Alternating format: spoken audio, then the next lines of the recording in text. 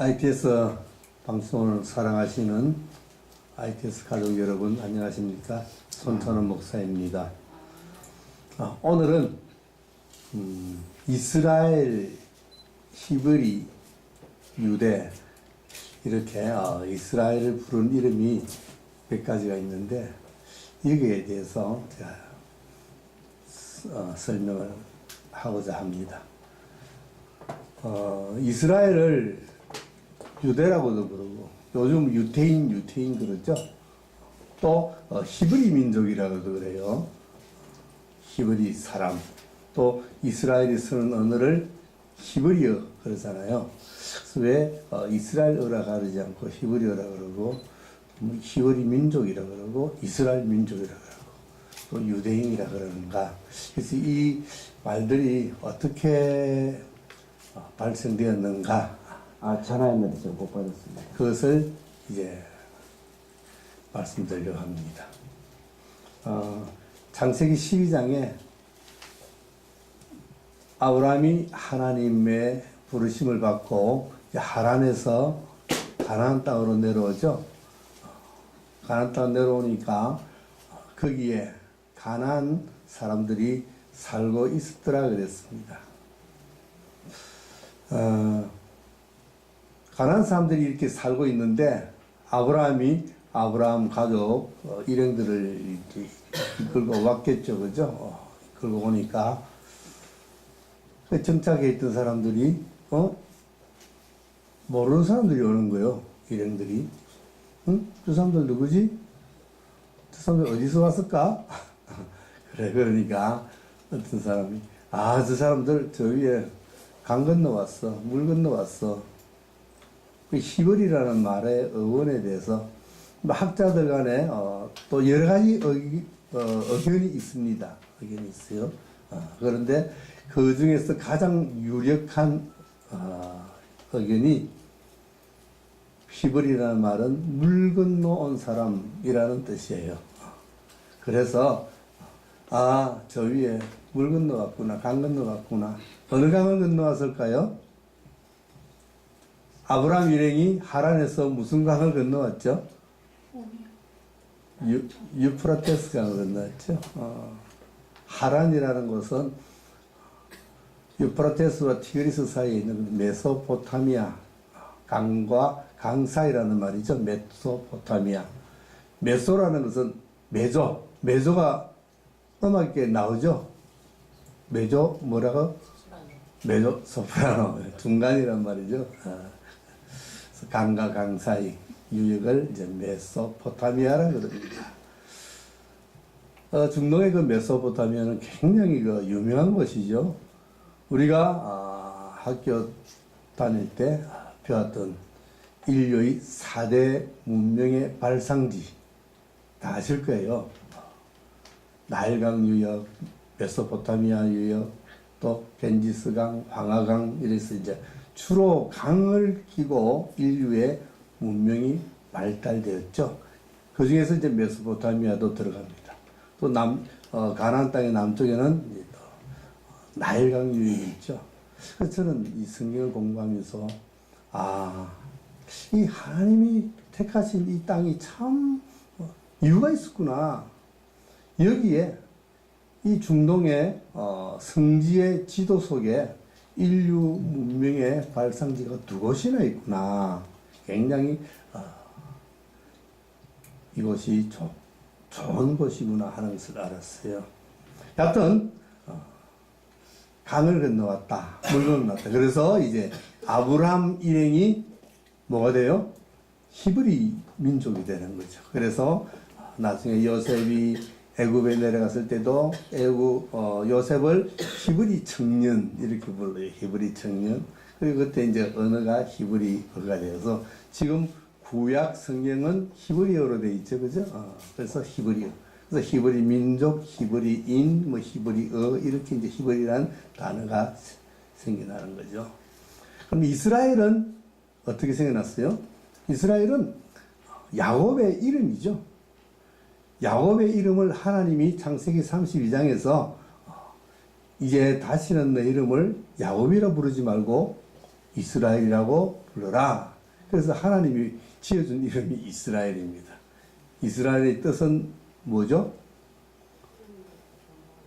사람이 하나님과 겨루어 이겼다. 그런 뜻이에요. 그래서 야곱의 이름이 이스라엘이 됩니다.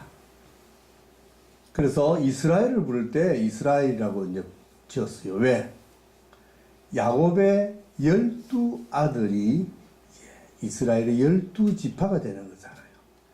그래서 야곱을 조상으로 해서 야곱의 12아들이 이스라엘의 12지파가 되어서 이스라엘이라는 나라를 형성하게 됩니다. 그래서 나라 이름이 나중에 이제 이스라엘이라고 불려지는 거죠. 그래서 이스라엘아, 야곱아. 야곱을 부를 때도 야곱아, 이스라엘이라고 부르고 또 이스라엘을 부를 때도 이스라엘아, 야곱아 또 이렇게 불러요.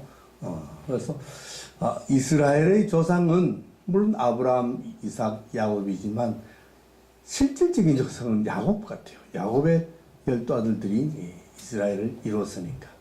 하여튼 이스라엘의 이름, 야곱의 이름이 이스라엘이었고 그 이름이 그대로 이제 나라 이름이 국호가 되어서 이스라엘이라고 지금도 공식적으로 이제 국호로 쓰여지고 있습니다.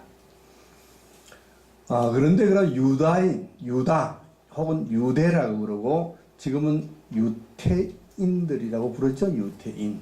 영어로는 이제 Jew라고 그러는데 유대인은 유다. 이것은 어떻게 그러면 발생되었는가? 이스라엘이 솔로몬이 죽고 솔로몬의 아들 르호보암이 왕이 되었을 때 이 이스라엘이 남과 북으로 분열되어지죠. 분열되어집니다.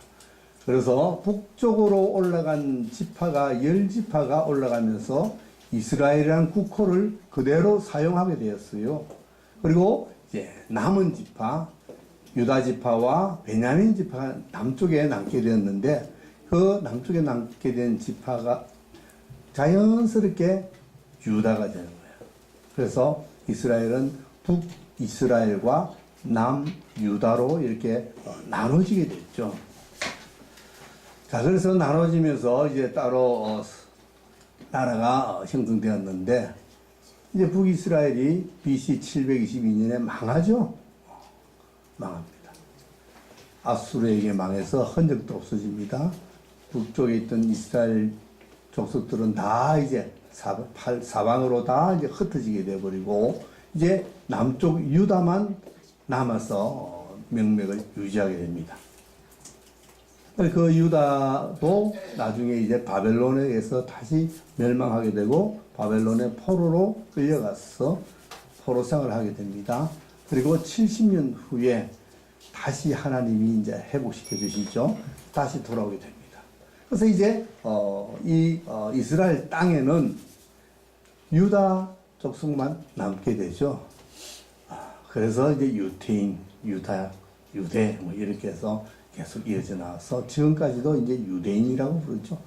국호는 이스라엘이지만 유대인이라고 부릅니다. 그래서 이스라엘, 유대, 히브리 이와 같은 이름들이 왜 그렇게 혼돈되게 불려지고 있는가? 그것을 이제 방금 제가 말씀드린 이러한 내력을 이제 이해를 하시면은 그렇구나. 그렇게 해서 이스라엘의 국호가 그렇게 되었구나라는 것을 이해하시게 될 거예요.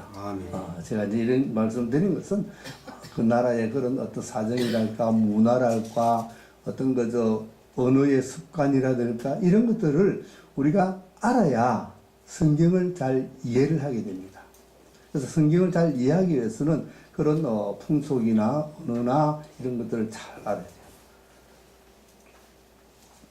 예를 들어서 이게 히브리어로 되어 있는 구약 성경, 그죠? 히브리어로 되어 있는 구약 성경이 나중에 이제 이스라엘이 망해버리고 나서 헬라어로 번역이 되는 그런 이제 일이 일어납니다. 히브리어로 됐던 구약 성경이 헬라어로 번역이 됩니다. 그것을 70인역이라 그러죠. 70인역. 알렉산드리아에서 이제 헬라인들이 이 이스라엘의 경전을 헬라어로 이제 번역을 하는데 자기네들이 못하니까 유대인 중에서 70명을 불러서 이제 번역을 시켰어요. 그래서 히브리어가 헬라어로 번역이 되고 이 헬라어로 번역된 것이 이제는 라틴어, 독일어, 에스파냐, 영어, 중국어, 한국어 이렇게 해서 각 나라로 이게 다 번역이 각 나라 언어로 번역이 되죠. 그래서 번역이 되면서 자꾸만 이제 헬라어로 번역됐다, 라틴어로 번역됐다, 독일어로 번역 자꾸만 이래 하다 보면은 그게 오류가 생길 수밖에 없는 거예요. 오류가. 그럴 때 우리가 성경 공부할 때 그 나라의 언어라든지 풍속이라든지 역사라든지 이런 것을 우리가 잘 이해를 하면은 다소 단어의 해석이 틀리더라도 전체적인 문맥을 따라서 해석을 하면은 성경을 잘 해석할 수 있다는 거죠. 그래서 저는 항상 이제 그것을 강조합니다. 그래서 단어 하나에 목숨을 걸지 말고 뭐하라? 전체적인 문맥, 흐름, 행간에 숨겨진 하나님의 뜻. 나타나지는 않았지만 숨겨져 있는 그런 하나님의 뜻. 이런 것들을 우리가 종합해서 성경을 보고 해석하면은 우리가 좀 더 진리에 가까운 하나님의 뜻을 이해할 것이라 생각이 되어서 오늘 이 말씀을 드렸습니다. 감사합니다. 아멘.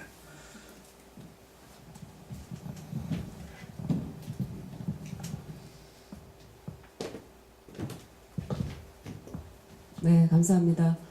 이 시간에 참소망교회 손명숙 목사님 나오셔서 찬양 올리시겠습니다. 찬양하실 때 주님께 예물 올리시겠습니다.